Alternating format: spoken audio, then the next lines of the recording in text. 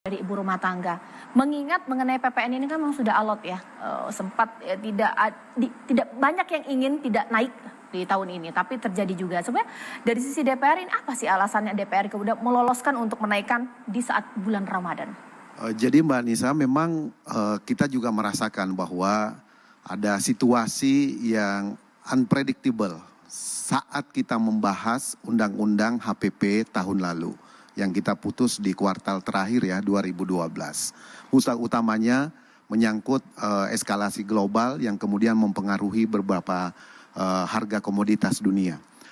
Nah, tentu itu akan berdampak dalam pasar dalam negeri kita. Nah, kalau kita lihat sebetulnya DPR sangat memikirkan tentang hal ini. Waktu pemerintah mengusulkan rancangan RUU HPP ini itu berada pada usulan 12% waktu itu. Kemudian kita berdiskusi karena sudah mendapatkan masukan dari banyak stakeholder kita, pengamat, para pakar dan juga pelaku usaha. Akhirnya disepakati dalam 2 termin. Kenaikannya 1%, 11% diberlakukan 4 bulan kemudian, yaitu 1 April. Kemudian 12% diberlakukan paling lambat 1 Januari 2025. Jadi itulah bagian daripada upaya DPR dengan melihat perkembangan pemulihan ekonomi nasional. Jadi cukup ada ruang yang cukup lebar. Kemudian kenapa kita bisa optimis di 1 April jika itu diberlakukan? Karena di 2 tahun terakhir ini Mbak Nisa, kita memberikan banyak kebijakan stimulus terhadap dunia usaha. Dorongan mulai dari penjaminan untuk korporasi, untuk UMKM melalui beberapa PMK yang diterbitkan, dan juga relaksasi restru terhadap dunia usaha melalui industri keuangan dan perbankan kita, sehingga kita optimis setelah kita mendorong kebijakan terhadap dunia usaha, ini 2022 bisa lebih baik yang Bang Faisal sebut tadi 2, sekian, harapan kita bisa mencapai 4,8 atau bahkan optimisnya 5,2 tahun ini. Nah, dari semangat itulah yang kita bawa sehingga undang-undang HPP itu kita ketok. Nah, di dalam pasal 7 itu tadi poin itu dijelaskan, tetapi kita memberikan bantalan sebetulnya di ayat 1, di ayat 3 di pasal 7 Pak Yus bisa dicek lagi nanti, bahwa pemerintah boleh menaikkan atau menurunkan dengan batas minimal 5%, kemudian batas maksimal 20%. Kemudian di ayat 4-nya dijelaskan penurunannya boleh melalui mekanisme peraturan pemerintah yang kemudian dikonsultasikan dengan DPR. Jadi tidak harus Perpu sebetulnya.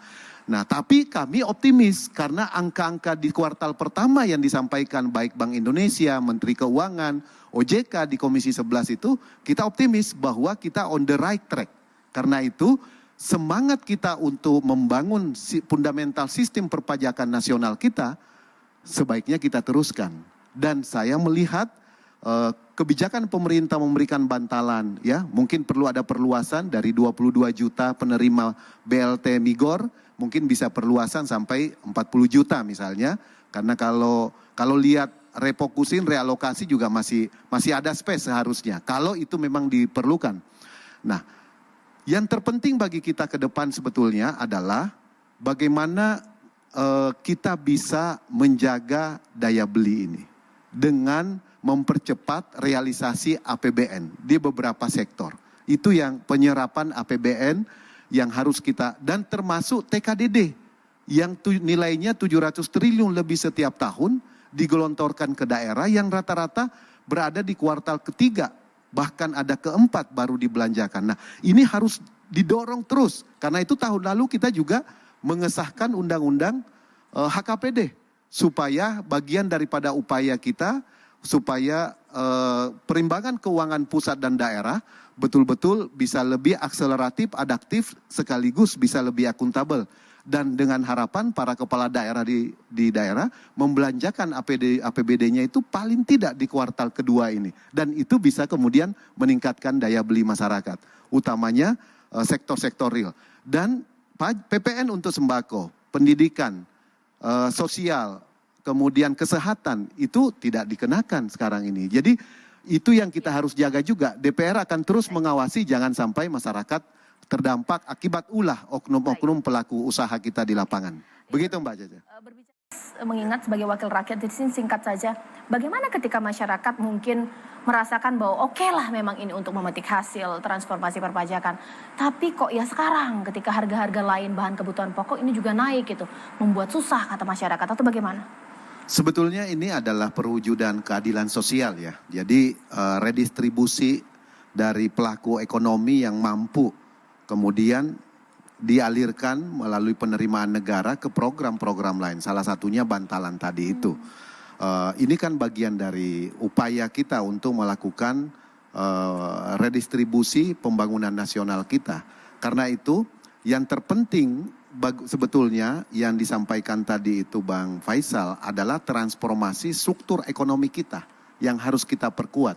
Jadi Indonesia Incorporate itu betul-betul harus kita mengarah ke sana untuk mewujudkan. Karena fundamental ekonomi makin kuat, maka saya yakin ketimpangan sosial juga akan makin kecil. Dan disitulah sebetulnya peran pemerintah dalam mengatur pembangunan melalui penerimaan pajak untuk kemudian pembangunan yang berkeadilan untuk masyarakat. Nah, salah satu sektor yang tumbuh 2 tahun ini adalah pangan, digital. Dan ini betul-betul booming selama COVID ini. Dan ini menarik sebetulnya kalau kita mampu mendesain atau mendorong percepatan perubahan transformasi ekonomi di 2 sektor ini. Termasuk masukan dari Bang Roy soal penerimaan perpajakan di sektor digital.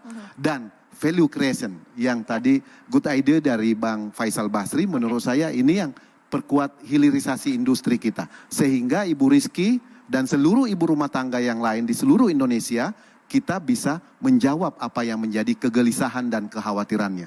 Begitu Mbak Nes.